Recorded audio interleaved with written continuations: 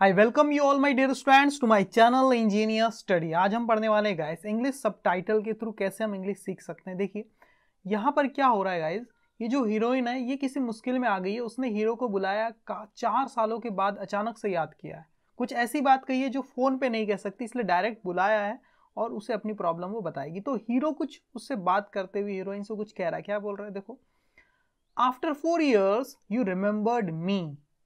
After मतलब के बाद, 4 years 4 सालों के बाद, यू रिमेंबर्ड मी तुमने मुझे याद किया। ईडी लगाए, रिमेंबर की सेकेंड फॉर्म रिमेंबर्ड। 4 सालों के बाद तुमने मुझे याद किया। आई मीन मेरा मतलब है, क्या मेरा मतलब है, वॉट वॉज सो इंपॉर्टेंट, क्या था इतना जरूरी, दैट कि यू कुडंट से इट तुम इसे कह नहीं pi over the phone, phone पर, है ना। इतना इंपॉर्टेंट क्या था कि तुम इसे फोन पे नहीं कह पाई।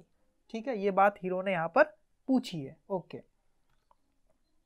अब हीरोइन क्या कह रही है, it was the first day of school. वो अपनी बेटी के बारे में कुछ बता रही है।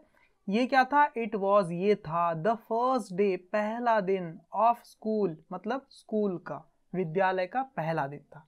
अब यहाँ एक सीखने वाली बात है गाइस, जब भी आप फर्स्ट सेकंड थर्ड फोर्थ ये सब चीजें जब आप लिखते हैं ना, तो उसके पहले आपको द का यूज करना ही है। It was the first day, it was the second day, it was the third day, तो द लगाकर ही फर्स्ट सेकेंड थर्ड को लिखना पड़ता है। ओके, ये एक रूल है, आप इसको याद रख लीजिए। Okay, it was the first day of school, ये स्कूल का पहला दिन था। अब हीरोइन बता रही क्या प्रॉब्लम है, पहला दिन था, अपनी बच्ची के बारे में बोल रही है।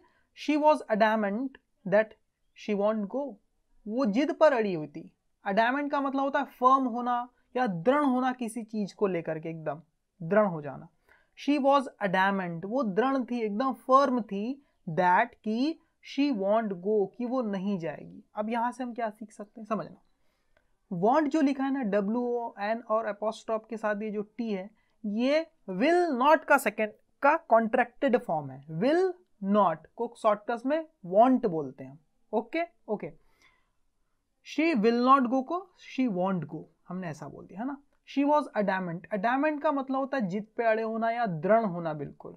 जैसे कि मैं बोलूं कि मैं दृढ़ हूं, बिल्कुल कंफर्म हूं कि मैं उससे बात नहीं करूंगा, एकदम मैंने ठान लिया बिल्कुल, तो मैं क्या बोलूंगा, I am adamant, I am adamant that I will not talk to him.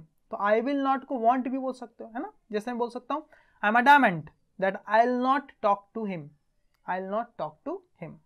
I will को आई विल बोलते हैं। ठीक है, ये समझ में आया। ओके, तो ये जिद पे अड़ी हुई थी कि वो स्कूल नहीं जाएगी क्योंकि पहला दिन था स्कूल का। अब ये बात बता रही हीरोइन, लेकिन फिर हीरोइन क्या कहती है आगे देखो, she agreed after I convinced her, वो तैयार हो गई आफ्टर के बाद, किसके बाद, आई convinced her.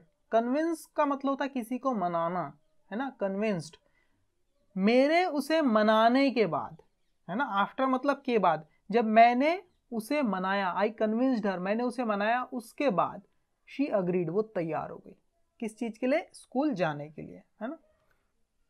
We were late by half an hour, हम क्या थे, लेट थे स्कूल के लिए। कितना लेट थे भाई, आधा घंटा लेट थे। जब भी आप आधा घंटा 1 घंटा जब लेट होने की बात होती तो बाय लगाकर लिखना है आपको। वी वर लेट, हम लेट थे, कितना भी लेट थे बाय लगा के लिखना है। जैसे 15 मिनट लेट थे, we were late by 15 minutes, we were late by an hour. लेकिन आधे घंटे को क्या बोलते हैं, हाफ एन आवर। ठीक है, we were late by half an hour, हम आधा घंटा लेट थे। व्हेन जब, we arrived at her school, जब हम उसके स्कूल पहुंचे तो हम आधा घंटा लेट थे। यहां सीखने वाली बात क्या है, सबसे पहली चीज तो जब आप लेट होते हैं तो बाय लगाकर बताना कितना आप लेट हुए, बाय लगाकर, या आपके घड़ी में जब आप समय बताते हैं तब भी बाय के साथ बोलना पड़ता है ना। जैसे कि आपको किसी को पूछना है आपकी घड़ी में कितना समय हुआ, तो आप क्या बोलेंगे, what is the time by your watch. क्या बोलना है, by your watch, in your watch नहीं बोलना है। What is the time in your watch, ये गलत है, आपको बाय योर वॉच बोलना है। ठीक है, तो ये भी एक चीज होती है, जब समय आप घड़ी में देखते हैं तो बताते हैं तो बाय बोल के आप लिखते हैं, है ना। It is 8 o'clock bye my watch, bye my watch, ऐसा आप बोल सकते हैं। तो अब यहाँ पर बाय का यूज आप समझ गए कैसे प्रेपोजिशन का यूज होता है। ओके, वी वर लेट, हम लेट थे, बाय हाफ एन आवर, आधा घंटा, वैन जब, वी अराइव्ड, हम पहुंचे, एट हर स्कूल, उसके स्कूल। अब एट का इस्तेमाल कैसे करते हैं, अराइव के बाद एट का इस्तेमाल करना है आपको, ये वर्ब है। जब भी आप कहीं पहुंचते हैं तो अराइव का इस्तेमाल करते हैं, तो अराइव के साथ एट लगाकर आप उस स्थान का नाम लिखते हैं जहां आप पहुंचे। जैसे कि मैं स्टेशन पहुंच गया हूं, जैसे आप स्टेशन पहुंच गए, किसी को फोन करके बता रहे हैं भैया मैं स्टेशन पहुंच चुका हूं, ठीक है, तो आप क्या बोलोगे, I have arrived at the station, I have arrived at the station. Okay, आपको बोला मैं नागपुर पहुंच गया हूं, I have arrived at Nagpur, ठीक है, I have arrived at Nagpur, मैं नागपुर पहुंच गया हूं, ठीक है। ओके, तो इस टाइप से अराइव के साथ एट का इस्तेमाल आप करते हैं, है ना। तो क्या मतलब है, हम आधा घंटा लेट थे जब हम स्कूल पहुंचे, हीरोइन यहाँ पर बता रही। ओके, आगे क्या हुआ, अब बच्ची कार में ही है, अब फिर से वो जाना नहीं चाहती, तो अब यहाँ मम्मी क्या बोल रही है, उसकी हीरोइन क्या बोल रही, लेट्स गो, चलो चलें। अब लेट्स, लेट अस किसका कॉन्ट्रैक्टेड फॉर्म है, लेट्स, लेट अस, चलो हम, गो मतलब चले, चलो हम चले, लेट्स गो, लेट्स प्ले, चलो खेलें, let's go on a trip, चलो एक ट्रिप पर चले, लेट्स ईट, चलो खाएं, लेट्स प्ले, चलो खेलें, लेट्स सिंग, चलो गाएं, इस ये मीनिंग होता है इसका, ठीक है। जैसे चलो होली खेले, लेट्स प्ले होली, चलो गेम खेले, लेट्स प्ले गेम्स, इस टाइप से। ओके, चलो होमवर्क सॉल्व करें, let's solve the homework, question है ना, लेट्स डू दी होमवर्क, चलो होमवर्क करे को क्या बोलोगे, लेट्स डू दी होमवर्क। तो इस टाइप का यूज है लेट्स का। ओके, उसके साथ वर्ब की बेस फॉर्म ही आपको लगानी है। ओके, लेट्स गो, चलो चले, व्हाट हैपेंड, क्या हुआ। अब यहाँ हीरोइन पूछ रही बच्ची को, क्योंकि फिर से वो जाना नहीं चाह रही है, व्हाट हैपेंड, क्या हुआ, आर यू सैड, क्या आप नाराज हो, दुखी हो, सैड हो, ठीक है, ऐसा वो पूछ रही है। और ये सब हुआ तभी हीरोइन पे अटैक हो जाता है और उसकी बच्ची को चुरा लिया जाता है, किडनैप कर लिया जाता है। तो आगे वो हीरो को बता रही है, दे किडनैप्ड माई डॉटर, उन्होंने, मैंने कुछ गुंडे थे, कुछ स्मगलर वगैरह थे, कुछ गूंस थे, है ना, गुंडे मतलब गूंस, है ना, दे किडनैप्ड माई डॉटर, उन्होंने किडनैप कर लिया, अगवा कर लिया, चुरा के ले जा लिया उन्होंने, माई डॉटर, मेरी बेटी को। ये प्रॉब्लम वो बता रही है ना। स्कूल का पहला दिन था, हीरोइन बच्ची को छोड़ना चाह रही थी, वो जिद कर रही थी, मनाने पर तैयार हो गई, और जब वो स्कूल पहुंचे आधा घंटा लेट थे, बच्ची जाना नहीं चाह रही, तो अचानक से किसी ने हमला कर दिया और दे किडनैप्ड माई डॉटर, उन गूंस ने इस डॉटर को, बच्ची को किडनैप कर लिया। यही प्रॉब्लम वो बता रही हीरोइन। देखो और क्या कह रही है आगे हीरोइन, इन अ मोमेंट, और एक पल में, इन अ मोमेंट मतलब एक पल में, माई वर्ल्ड, मेरी पूरी की पूरी दुनिया, turned upside down. Turned upside down का मतलब होता है तबाह हो जाना या उल्टा हो जाना, मेरी पूरी दुनिया ही पलट गई, उल्टी हो गई। समझ में आ गया, मेरी पूरी दुनिया तबाह हो गई, इसको आप क्या बोल सकते हैं, turn upside down. Upside down का मतलब होता है पलट देना। जैसे कोई गिलास सीधी रखी हुई है, मैं उसको बोलूंगा गिलास को उल्टा रख दो, तो मैं क्या बोलूंगा, turn the glass upside down, मतलब ऊपर वाले साइड को नीचे कर दो।